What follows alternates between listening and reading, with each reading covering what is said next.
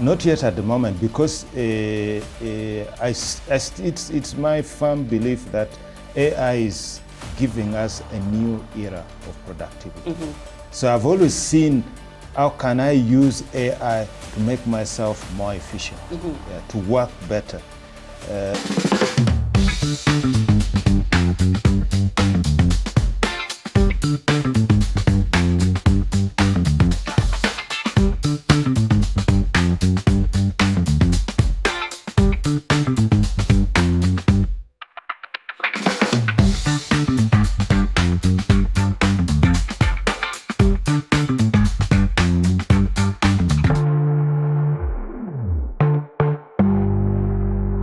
We're back again on Corporate Reality Check, and here we talk about everything that happens in the corporate world that is rarely talked about. They are hidden, they impact us, they shock us, they help us grow. Others are good, others are bad, others are very uncomfortable. So far, we've talked about why you must read your employment contract, where we had our guest, Counsel Patrick Mugalula. We had a career change, or jobbing your love, they call it, where we had Dr. Innocent Nahabwe. We've also had a voice here as a guest that your career is not linear. And we also had bullying at work. It's very common. It happens. These are things that happen every single day in different workplaces, and they also manifest differently. We are talking about them. They're not my issues. They are our issues. They are affecting very many lives, very many workplaces. Here we talk about them freely. What I need you to do for me or us is to subscribe on Corporate Reality Check on YouTube. Leave a comment. What would you want us to speak about next? Who would you want us to host? This will go a long way in growing this channel. We are back on Corporate Reality Check today, and we have a guest with us, a very important guest. My legs cannot fit in his shoes. I will introduce the guest later. We are talking about future-proofing your career in the age of AI. AI has come. Some of us are feared it's going to take away my job. In fact, most of us are feared that AI is taking our jobs away because it can do very many things. It can create, it analyzes. Now for the strategists, it does strategize. It helps, with strategizing and very many other people. You ask someone, how many AI tools do you use in a day? Person will read ChatGPT, DeepSeek, Gemini, a lot of tools that I use on a daily basis. Should we be worried that AI is taking away our jobs, or should we learn to work alongside AI? Or should we live in denial? I think I live in denial. I think I'm very confident that AI is not taking away my job, because there are things that I can do that AI cannot do. But I don't have all the answers. Today with me, I have Mr. Opio Douglas. Mr. Opio Douglas is very learned. He will introduce himself. I know him as a CEO of Uganda Employers Federation. I also know him as a founder member of the Presidential CEO Forum. And he has very many other titles, apart from being a very good husband and a father. He has very many titles that he will be sharing with us. He's going to talk about this we call future-proofing your career in the age of AI. But before that, Mr. Douglas Opio, please introduce yourself in a way you'd want people to know you. Thank you so much, Sheila, for this invitation. I'm a fan of your show. It's a great podcast. An excellent opportunity for us to learn. So it's a huge honor for me to be invited to speak this time around. I've watched 2 podcasts, and I think they were great. I am Douglas Opio. I work at the Federation of Uganda Employers as the Chief Executive Officer. But as Sheila said, I am also a founder member of the Presidential CEO Forum. And more recently, I've been appointed to the TVET Council. We are part of the group trying to spearhead the Skilling Uganda reform process. And hopefully, AI also will help us in our work. But I'm also active internationally. Within the region, I am the chair of the East African Employers Organization based in Arusha. We engage a lot with the East African community on labor and employment-related matters. I'm also the first vice president of the Confederation of IGAD employers. IGAD brings together around 9 countries within East Africa, but also part of Horn of Africa. And then at the global level, I'm very active with the International Organization of Employers. I'm part of their team of advisors. I support policy work at the global level. And through that, I am a member of the International Organization governing body. I represent the African employers as one of the deputy members. I have experience maybe already over 20 now. I started working professionally quite early, in my early 20s. So you know how old I am already. Yeah, so you're going to ask AI. I'm happy to share my experience over those many years. I've worked in Uganda here primarily, but I've also worked in East Africa a lot, based in Tanzania for a period of about 2 years, and then, of course, active constantly internationally. Thank you. Oh, Douglas, thank you so much. And it's an honor for us as Corporate Reality Check to have you sit on our beautiful red seat, because you're a big person. If no one told you that, now I'm telling you, you are. That is false humility. You're talking about global this, global that. But do you know that I aspire to be, to impact the globe? Yeah, you're already doing so, because I think your last episode, I was watching it while I was in Geneva. Really? I hope you shared with those guys of Geneva to watch. Next time I'll do better. This is what we are doing with those young men that you see there. Yeah. So when you look at my LinkedIn, my last hashtag usually is global impact. Yeah. Global impact. And if you're watching this, you're just to know on the that right path. Yeah. I am intending to impact the globe. So this is not something you're small. really doing it. That's why your subscription is very important. Support a dream to impact the globe, not for me, but for everyone else that needs to listen, to have conversations that are not spoken about. So now today we're talking about future-proofing. Future-proofing your career in the age of AI. It could be just a good topic, but now getting down to it. AI is here. Yes. And I don't think it's going anywhere. And there are very many developers coming up with different AI tools every single day. Yeah. And now the fear is, are we going to still have jobs? What jobs? What value are we still bringing to the marketplace that AI is not going to do? Yeah. Maybe let me ask, how many AI tools do you use in a day? I use about 5.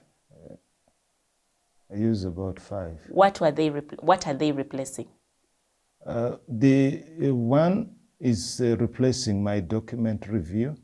So you used to do manual review. Yeah, I would review a document basically by myself now. So that is just saving your time. Yeah, it's just saving my time.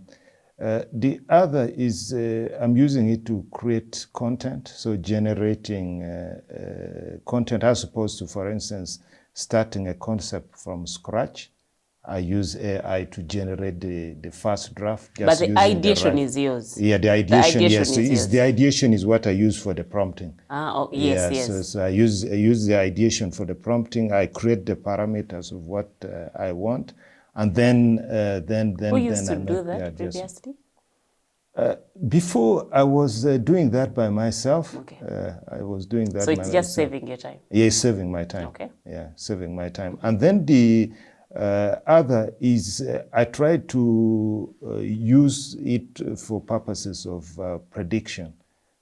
I try to predict, because what is likely to happen. I create scenarios. Yes. Yeah. So in a It way has a predictive model?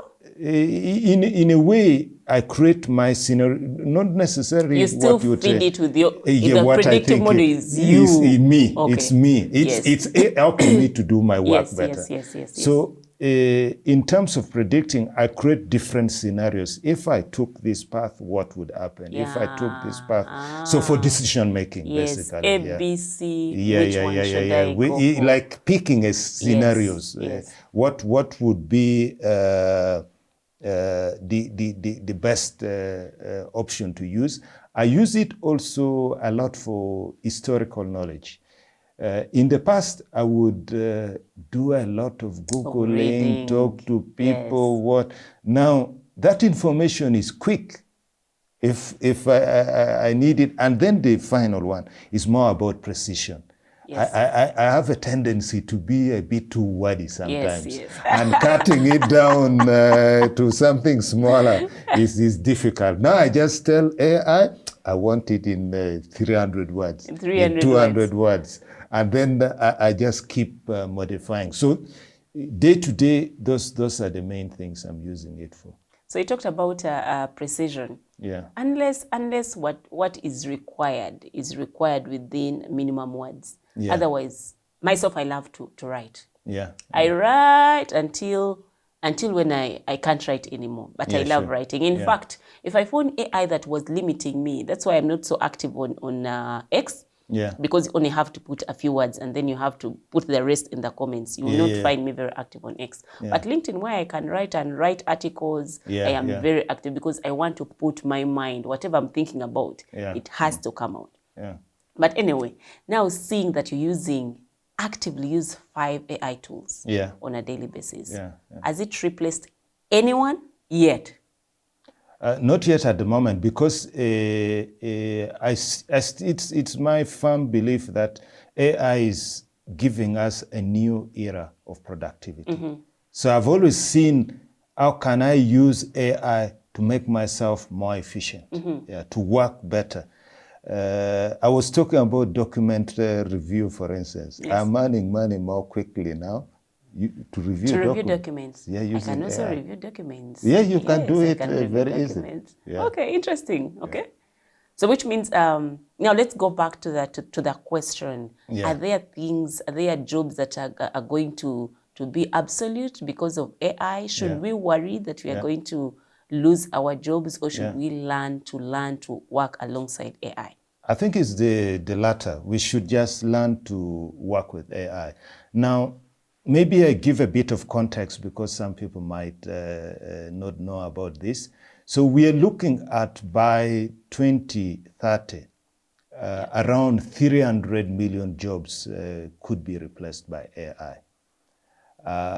2030 is 5 years from now. Yeah, 5 years from now. You're And talking let me give you even a nearer one. Yes. By next year, the World Economic Forum estimates that around 85 million jobs will be replaced. 85 million 85 jobs. million jobs. Worldwide.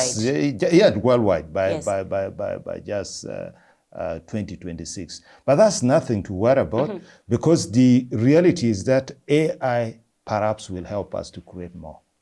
So the opportunities, jobs, the jobs that will be created will be far much more than what will be lost. So should we call that lose jobs or modify? It will be like a modification of jobs. A lot of modification, but also let's be honest, some jobs will disappear. This is also reality. So this is me living in denial. What AI is basically a computer system capable of automating tasks. Yes. So it looks at the data, it looks at the patterns, and then automates the process so that it can then be done more easily moving forward. So there are places like that. For instance, if you do data entry, yes, you certainly wouldn't have a job. If you, for instance, just doing bookkeeping and accounting, that is data entry, bookkeeping. You certainly will not have that. But we have also seen it in the developed world. For instance, drivers of long-distance trucks. AI now is driving trucks on the road as I speak. I've seen that. How is that practical though in countries like Uganda? We are speaking here about the future. The future, yeah. Yes. So the Uganda we see now, I don't think it will be the Uganda we'll see, let's say, 50 years from now. The situation will be completely different. The countries, just look at what has happened to Asia, especially the eastern part of it. Yes. Yeah, maybe we keep saying about 30 years ago, they were more or less at the same level of development like us. But look what is in South Korea, for instance, now. So these tools will come. In our case, they may not come as fast, but you can be sure Steadily. it will come. It's a competitive advantage that we cannot afford to ignore. So we've talked about data entry, we've talked about bookkeeping. Yeah. Let's look at those skills that think that AI, or jobs that AI is going to replace, likely to replace. Okay. Yeah, so you know, for instance, in my space, I come from a space where employers are sending documents to us to review HR manuals and stuff like that. So if you're, for instance, a document reviewer, AI will replace you. Because the parameter that the employer wants, they will just say, review this based on the Ugandan labor laws, and they will attach the labor laws there. Look at global best practices. Yes. Look at what other companies are doing, and then advise me on the changes I could make to my HR manual. This will be, in our case, some lawyer might lose a job if that's what they're specializing in. That was what they do, document reviews. Exactly. Yes. If you all you do is review and advise people, review and advise people, you maybe will not have a job. You could be a machine operator, for instance. Scary. Yeah. If you're a machine operator and all you do is just looking at the processes, in future, we have already seen robots with the advantage of AI being built that can walk around. Yes. So literally just recently, last month, they were testing one as the capability to even run like a human being. Yeah. So it's developing human-like capabilities. You know, in the past, robots would be this kind of thing. Yeah. We are moving away from those robots whose movements are sort of rigid. Yeah, to one that is flexible, very flexible, can pick something from here and take it to the other workstation, can communicate to another computer the other side. So in factory settings, a lot of jobs will disappear. And that's where we have a number of casual workers? Yes, yes. So what, and I'm glad you talk about casual workers. That means if your skill is low grade, you're more likely to be replaced. So you should be moving away from the lower level skills to higher level skills. This way you can keep your job. So we are talking about maybe call center as well. Yeah, they will be replaced. Call center. And that is you have, for instance, Siri. Those are the types of bots, AI. Bots, chatbots. So those are also the kind of jobs that basically will go away. Yeah, that.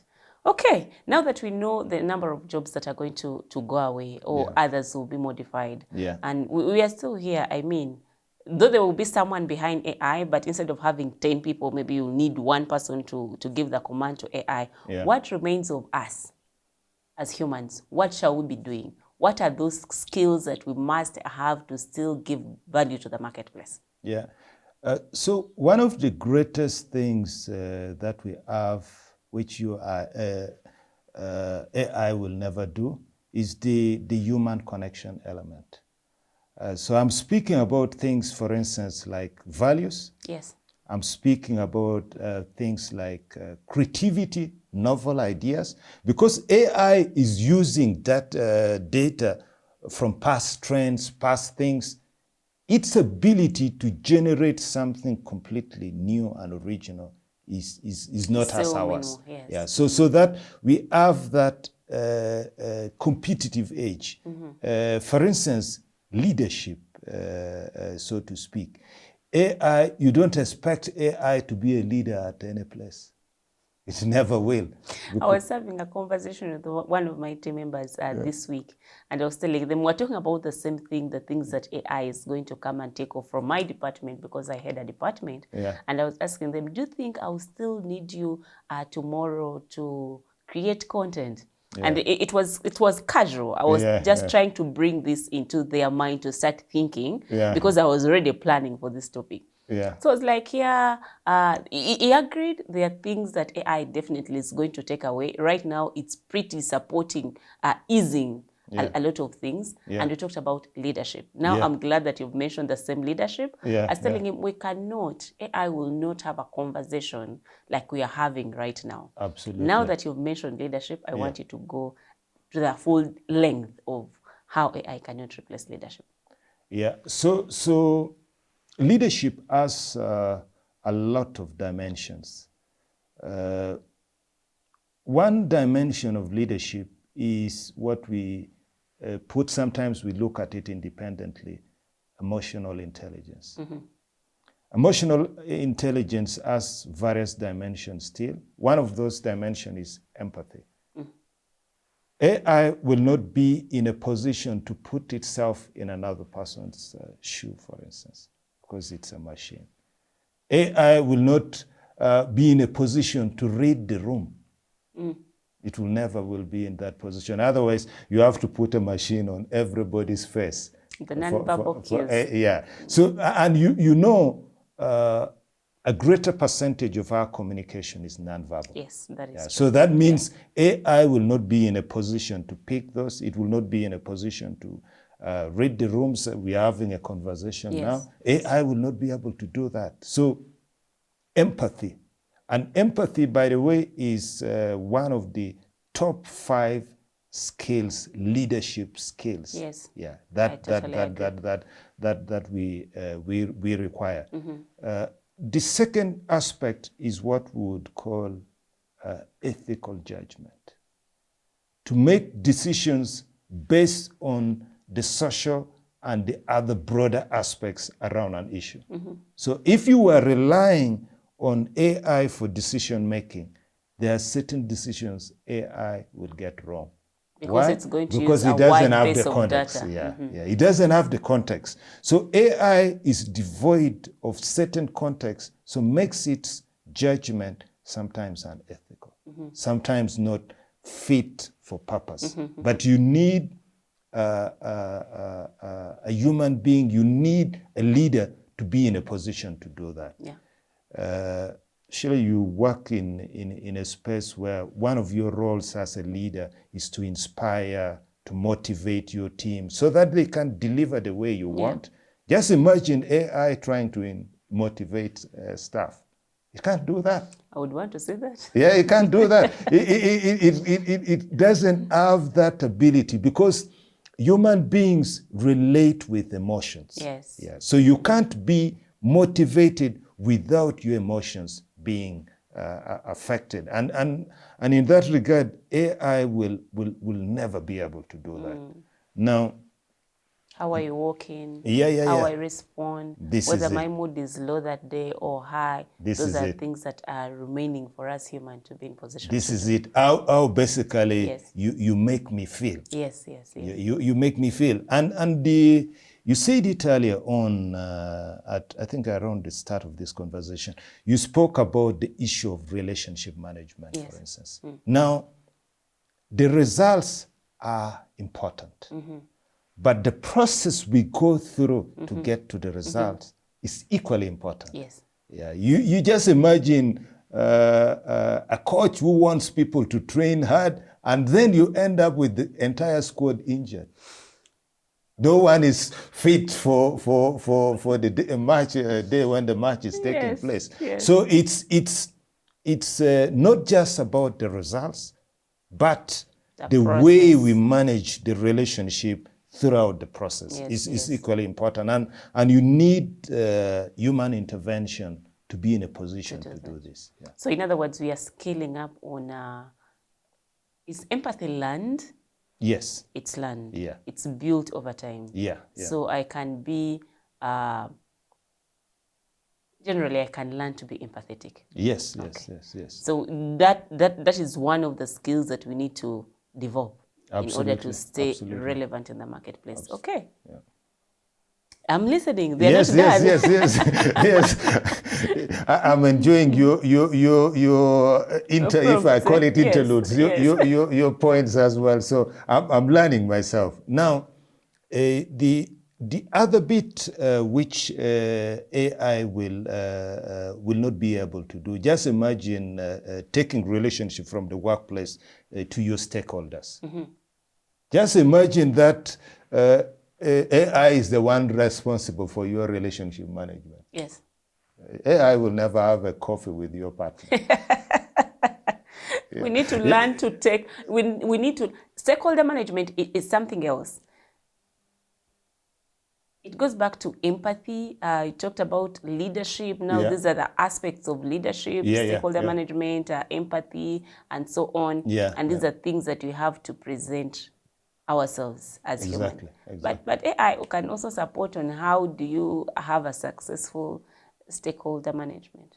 Yeah, so this is why I said it earlier, that AI will bring a new era of productivity.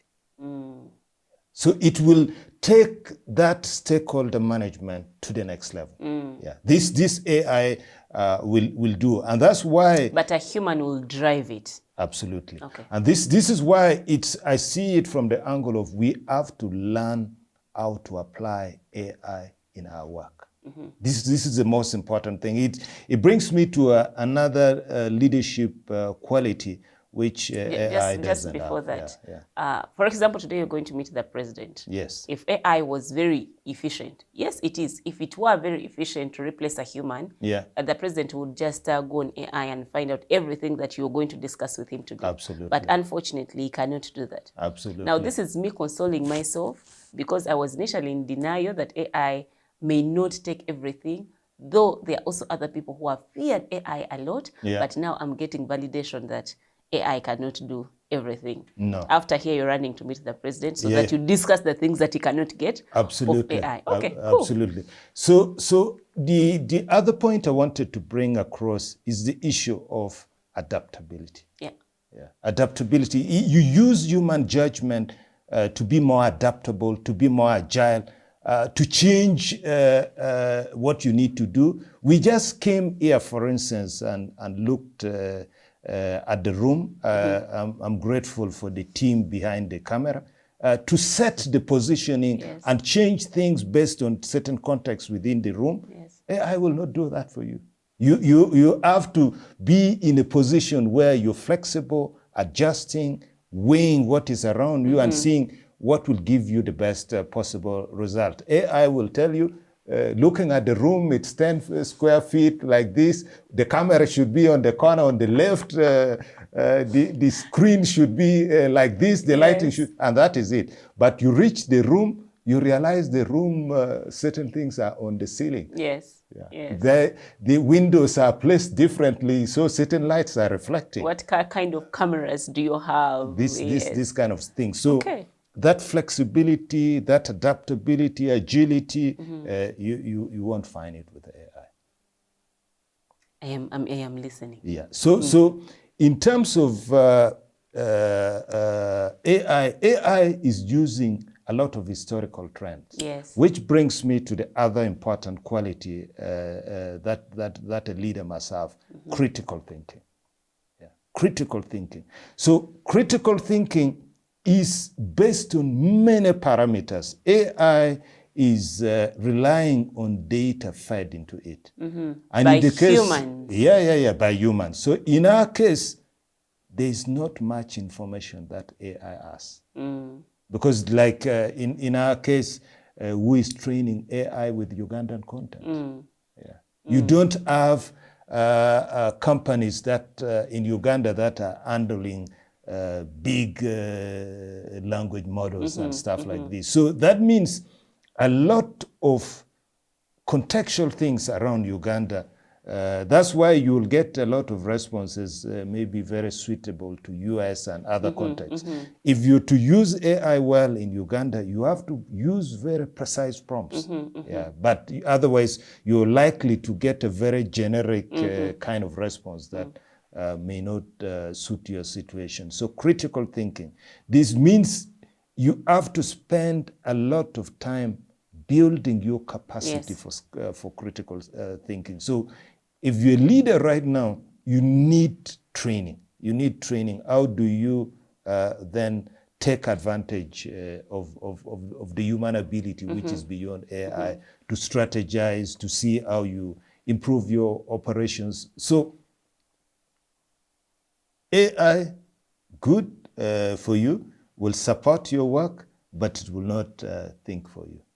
I think this is liberating. For lack of a better word, I will call it liberating.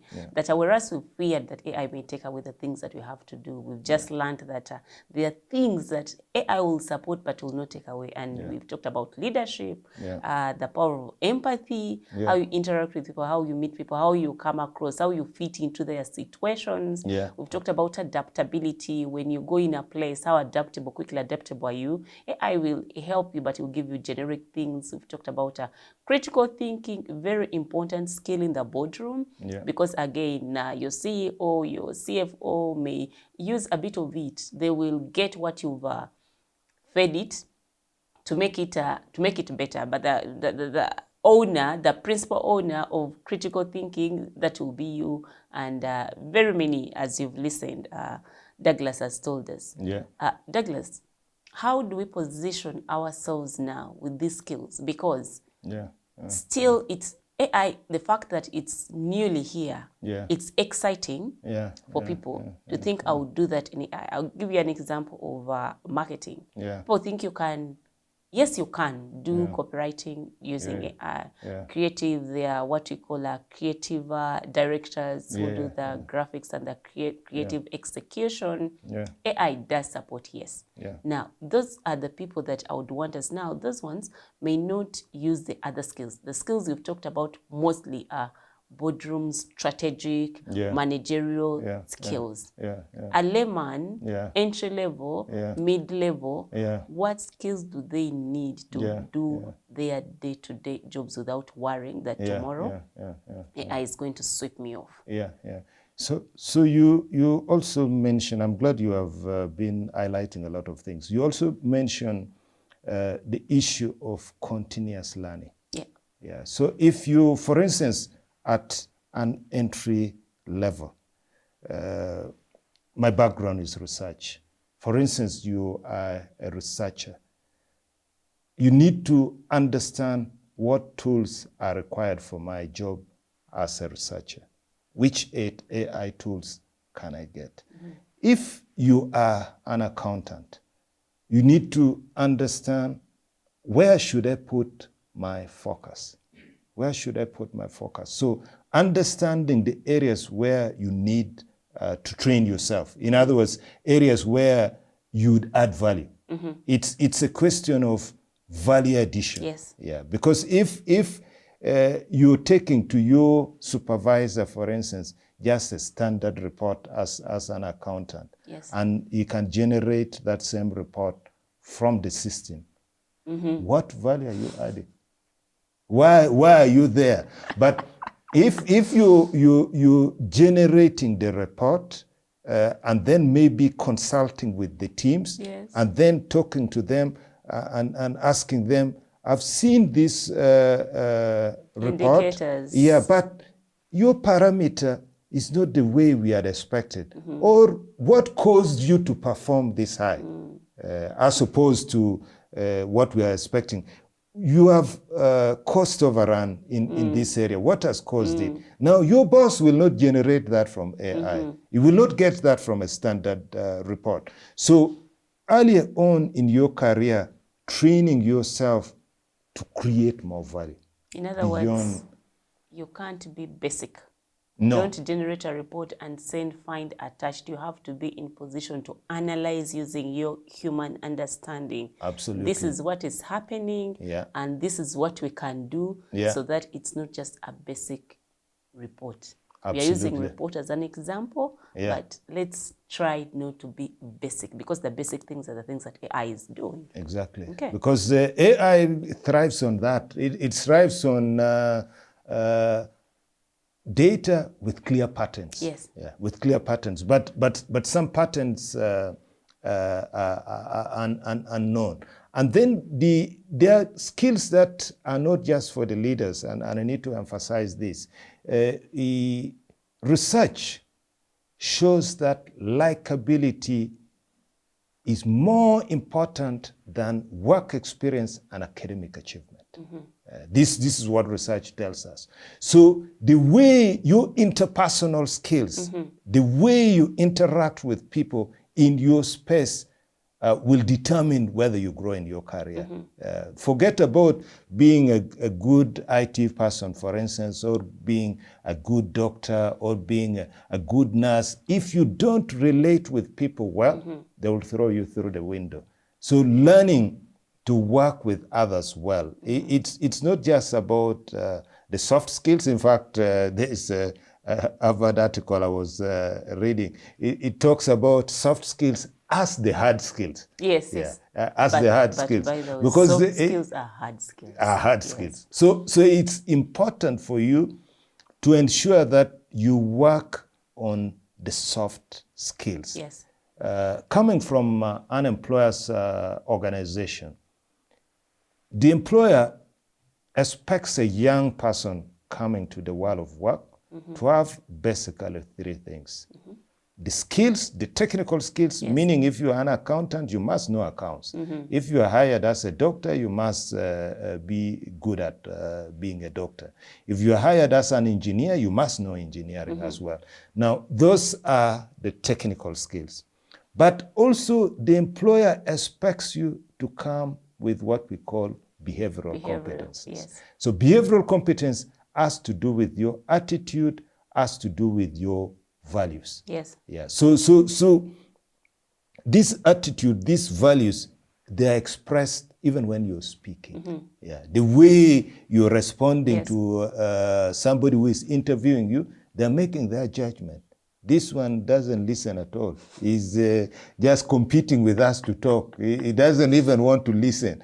It will be a very difficult one to supervise. So people are judging you based on the way. This one, you see, hasn't even dressed up properly. He's unserious.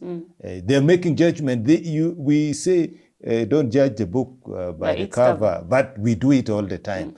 So your behavioral competence, your conduct, a supervisor has asked for a report. In 2 weeks, you are delivering it in a month. These are important traits. Now, the third aspect is the issue of knowledge. So you have to understand the reasons behind what you do, theoretically. Yes. Yeah. How does a camera work, for instance? If you don't understand it, if something went wrong with this camera, you can't fix it. What would happen? Yeah, well, you can't fix it. So the knowledge aspect. So skills are important, but equally knowledge. The understanding of why we do what we are doing, and then the behavioral competences that comes with it. So be sure if you are an accountant, you actually know accounting. Exactly what you're doing. So that's my advice to somebody who is at an entry level. Technical knowledge are still very important, but not all technical knowledge. Your task is now to sit in your corner and understand, am I going to focus on this data entry, this bookkeeping elements of accounts? Surely not. Yes. Yeah. You then need to focus on where there's value. So constantly look at yourself from a value creation. Value creation. Yeah. You've talked about technical knowledge, behavioral competencies, and knowledge. Yeah. I would add something called tactical. Tactical is managing the situation, how you see the situation. Or you would just say, that's how I found it. Yeah. That's what the other person said. You fail to get that tactical competence to manage situations around you. Absolutely. Okay, now you've talked about, when you're talking about the people need to learn what they do, the jobs they do. When I'm having some of my sessions, I tell people that you have to determine, I'm doing a moment of growth, where you are right now, and where you want to be in 5 years or 3 years. What are the skill sets that are going to be needed there? So that you do a gap analysis, and you know, these are the skills I have now. Now the fact that we are talking about AI, what is AI doing now? What are the possibilities? Again, you talked about predictive model. What will AI be doing maybe in 5, 10 years in my same field? And what the gap analysis is going to help you even learn the same AI tools, so that in 5, 10 years, you know exactly you're the one bridging the gap. You're the one supporting AI, so that you deliver what you're supposed to deliver. Okay, cool. This is an interesting conversation. And I like that you traveled in the future and came back with AI and came back. Let me tell you a story. Yes. One of this week on Monday, I was going to work and I was a bit late. Micah came back from the garage, I think on Saturday. Now on Monday, as I was going to work, my children washed the car on Sunday. Because they wanted some money. So like, yes, let's wash the car and you pay us. On Monday, as I was starting, the car, it refused to start. I checked everything. I called my mechanic, who lives in Zeta, how many kilometers away from where I live, a number of kilometers. It was like, now your battery must be down. Off. I was like, no, my lights were off, everything was off, my battery is new. There is absolutely no way. It could be a battery issue. So I was like, maybe the brakes.